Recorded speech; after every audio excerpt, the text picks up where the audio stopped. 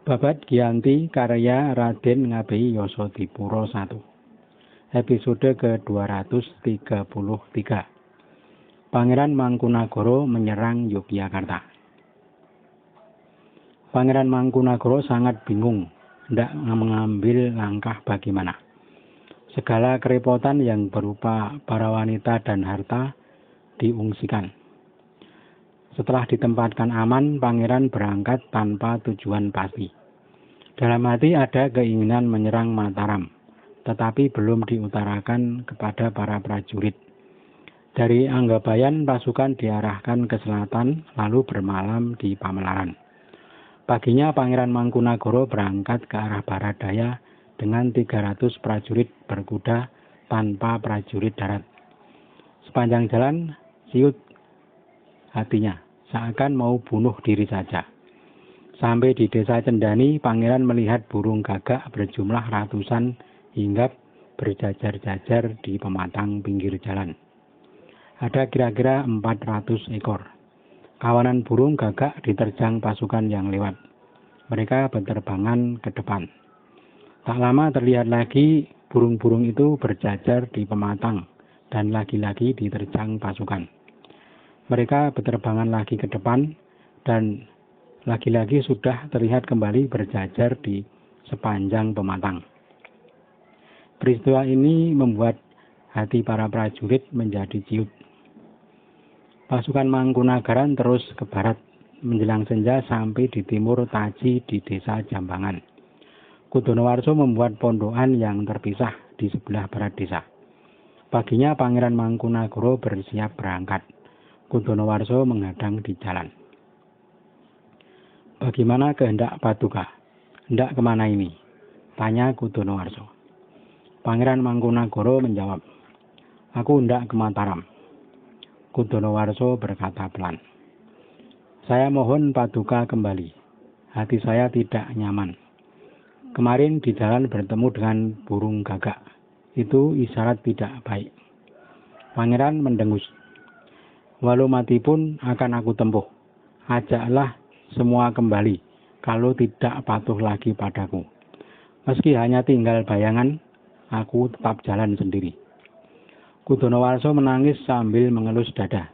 Perjalanan dilanjutkan sampai di Prambanan. Orang-orang yang berpapasan tidak ada yang mengira kalau mereka musuh. Ada yang enak-enak berjalan dengan 3 kuda dengan membawa barang. Oleh pasukan Mangkunagaran ditombak dan dijarah barangnya yang berupa emas. Lalu mereka masuk hutan. Belum ada yang mengira bahwa itu musuh. Semua orang mengira itu pasukan Pangeran Adipati. Ketika sampai di Jenu, ada bocah pengembala kerbau. 10 kerbaunya diambil dengan mengatakan sebagai prajurit yang hendak mengamankan jarahan. Pasukan Pangeran Mangkunagara terus berjalan sampai masuk kota Yogyakarta. Waktu itu Cokrokarti berada di loji bermain kartu dengan serdadu Belanda. Seorang duduk di atas benteng dan melihat ke timur, lalu berkata kepada yang sedang main kartu, Kiai, ada pasukan bersenjata datang. Apakah itu Kanjeng Sultan yang datang bersama Pangeran Adipati? Cokrokarti gugup. Lalu dengan seorang alperes keluar melihat. Cokrokarti berkata, Tuan, pasukan itu tidak membawa bendera. Bagaimana kalau itu musuh yang datang? Alperes menjawab bengis. Itu teman. Tandanya dia membawa kerbau. Mana ada musuh datang menyerang dengan membawa kerbau? Cokrokarti menjawab, bisa saja kalau itu Mangkunagara. Dia sering melakukan tipu daya. Alperes bersikeras menyanggah karena yang datang membawa kerbau. Juga orang-orang di pasar tidak ada yang bergerak. Sudah pasti itu bukan musuh. Sampai di alun-alun pasukan itu berbelok ke selatan menuju rumah Jayaningrat yang sedang ketamuan Tumenggung Sindusastro. Ki Jayaningrat dan Ki Sindusastro sedang berbincang sambil minum wedang. Tiba-tiba datang musuh masuk ke halaman sambil menembak. Gugup Kiai Jayaningrat, segera berlari melalui kebun. Berlari darat dikejar dengan kuda, berbelok-belok Ki Jayaningrat. Sindusastro kerepotan berlari, lalu tertangkap dan dibunuh. Para wanita menjerit bercampur suara tembakan. Loji Belanda yang terletak di selatan hanya berisi 18 serdadu Belanda. Baru menembak 2 kali mereka lari mengungsi ke istana. Pintu istana segera ditutup. Pangeran Mangkunagara turun dari kuda diikuti para pasukan. Lalu mereka masuk loji dan menjarah. Mereka mendapat arak dan mengambil 3 botol besar. Di dalam istana geger, para istri sudah mengambil baju dan naik kuda. Serdadu Kompeni 18 orang mengawal para istri menuju loji untuk berlindung. Sampai di Geladak bertemu dengan Kompeni Islam yang segera menolong. Kapitan Kiser membawa serdadu sejumlah 112 menuju pintu selatan, lalu membukanya. Pasukan Mangkunagara yang melihat pintu terbuka gugup, lalu segera bersiap menahan. Kapitan Kiser berkata, "Ayo, jangan mundur." Pecahlah pertempuran. Kapitan Kiser menahan tembakan lalu memajukan prajurit tombak dan mengamuk menghadang tembakan pasukan Mangkunagaran. Raden Adikusumo terkena betis kirinya. Seorang mantri memberitahu kepada Pangeran Mangkunagara bahwa sang adik terluka. Para prajurit mengajak mundur. Pangeran Mangkunagara menurutinya dan mundur. Musuh terus menembak. Juga meriam dari loji ditembakkan berkali-kali. Pasukan Pangeran Mangkunagara pergi melalui utara Kadipaten, lalu berbelok ke timur menuju Prambanan. Yang akan dituju adalah Majenang, di wilayah Wonokarto. Pasukan Surakarta di Barisan Samin mendengar bahwa Mangkunagara menyerang Yogya. Sultan juga sudah diberitahu bahwa para penjaga kota diterobos musuh. Musuh menuju kediaman Jayaningrat dan membunuh Tumenggung Sindusastro. Sedangkan Adipati Jayaningrat berhasil lolos. Walau dikejar dan ditembaki, Ki Adipati belum sampai pada ajalnya. Mendengar laporan itu, Sultan menjadi sangat murka. Segera diperintahkan pasukan untuk mengubrak-abrik semua bukit mencari persembunyian musuh.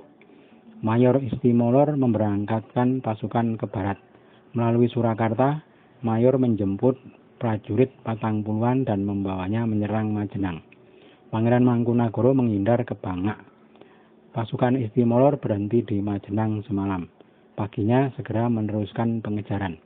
Pasukan Pangeran Mangkunagara terus diikuti. Para prajurit Mangkunagaran sudah kelelahan. Gerakan mereka semakin lambat. Ketika menyeberang sungai, begitu mendarat, musuh sudah datang. Pasukan Mangkunagaran setelah berhasil mendarat, segera mengikat bendera mereka di pohon. Mayor Istimolor menahan diri mengejar, karena mengira musuh menanti di seberang sungai. Begitu tahu akal bulus Pangeran Mangkunagara, Mayor Istimolor tertawa. "Bapak Mangkuprojo, boleh juga itu si Mangkunagara. Menyeberang dulu lalu mengikat bendera ke pohon. Musuh mengira sampai mati mereka tak mau lari," kata Istimolor sambil ngakak. Semua tertawa geli karena berhasil dikibuli pasukan Pangeran Mangkunagara.